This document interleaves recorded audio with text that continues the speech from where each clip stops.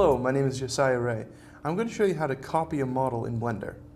So here I am inside Blender, and I've got this sword model that I've created. To copy it, all you have to do is right-click on the model, and then hold down Shift and press D. And this will attach a copy of the model to your cursor.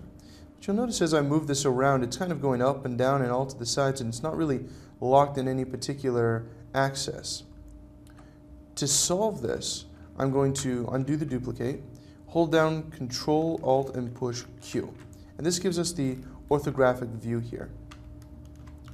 What I'm going to do is, instead of copying it in the perspective view, I'm going to copy it from the top view.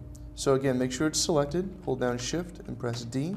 And now as I move the model around, you'll see that the copy is locked into this horizontal axis. So I can kind of place it where I would like on like a floor plan, but it's not going to move up and down on me. And you can push Control Alt Q to go back to either the top view or into the perspective view. It will kind of just go wherever your cursor is pointing.